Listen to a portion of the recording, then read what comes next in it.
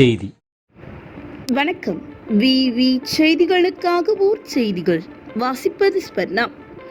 ராணிப்பேட்டை மாவட்டம் நெமிலியில் தனியார் திருமண மண்டபத்தில் நெமிலி பணப்பாக்கம் ஒருங்கிணைந்த ஒன்றியம் பேரூர் பாமக இளைஞர் சங்கம் பொதுக்குழு கூட்டம் ஒன்றிய குழு துணைத் தலைவர் தீனதயாளன் தலைமையிலும் முன்னாள் மாவட்ட இளைஞரணி தலைவர் கதிரவன் முன்னிலையிலும் நடைபெற்றது.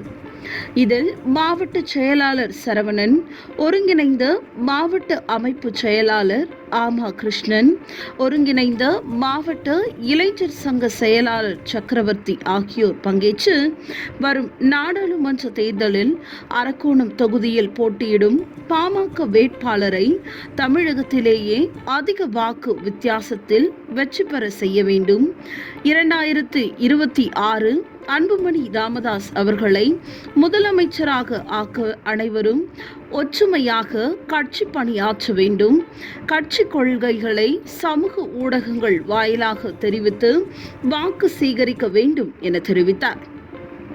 முன்னதாக பேருந்து நிலையத்தில் பாமக கட்சி கொடி ஏற்றி வைத்து முக்கிய வீதி வழியாக பேரணியாக சென்றனர். அப்பொழுது மாவட்ட துணைத் தலைவர் ஜெயபால், ஒன்றிய இளைஞர் அணி செயலாளர் தட்சிணாமூர்த்தி, முன்னாள் ஒன்றிய செயலாளர்கள் சங்கர், குமார், முன்னாள் மாநில மாணவர் அணி செயலாளர் பிரபு, முன்னாள் இளைஞர் அணி துணை செயலாளர் பாண்டியன் மற்றும் பலர் கலந்து கொண்டனர். விவி செய்திகளுக்காக விஜய் மற்றும் பாஸ்கர்.